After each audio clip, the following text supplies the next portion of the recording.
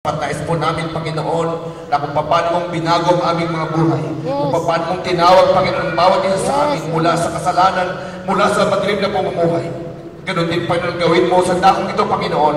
Sa pamamagitan ng gawain ito, Panginoon, ikaw ay malayang kumilos. At dinig po namin, Panginoon, ay ang iyong kapangyarihan, ang iyong pag-ibig, Panginoon, hayaan mong maramdaman at malaman ng mga taong narito, Panginoon, sa gabi ito. At sa pamamagitan pa ng gawain ito, Panginoon, ikaw'y tatawag ng mga kaluluwa.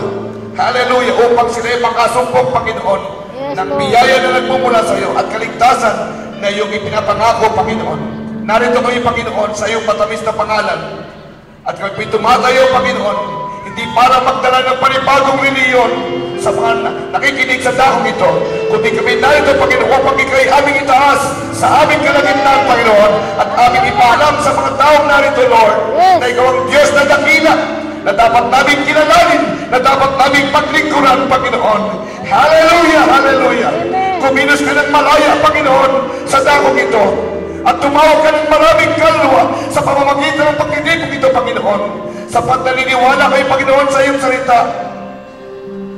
Sinabi mo, Panginoon, anong papakinabagi ng isang tao kung kanyang makamtan ng kayamanan o buong sanlibutan, ngunit mapapahamak ang kanyang kaluluwa sa impyerno, walang kabuluhan.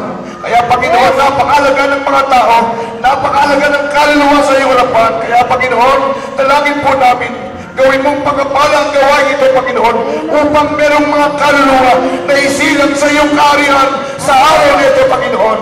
At ikay aming inayayaan, Panginoon, samahan kami upang humipot tumawag ng mga tao at mga kaluluwa, Panginoon, na nangangailangan ng kaligtasan sa damong ito. Purihin ka, Panginoon, at ikay aming itinataas sa gabi ito sa iyong matamis na pangalan. Hiniling po namin ang iyong pangunguna na bigyan mo ng tagumpay, Panginoon, ang pagtitipong ito at ang bawat isa sa amin, Panginoon, at lalong higit ang mga tao, Panginoon, na iyong iipuin, na iyong tatawagin, Panginoon, upang ikay kilalanin, upang ikay paglingkuran. Maayos pong salamat, Panginoon. Itinatalaga po namin ang aming mga sarili. Itinatalaga po namin ang oras na ito, Panginoon, para ikaw ay itaas sa dahong ito sa iyong mga pangyarihang pangalan. In Jesus' name, in Jesus' name, in Jesus' name. Amen. Amen.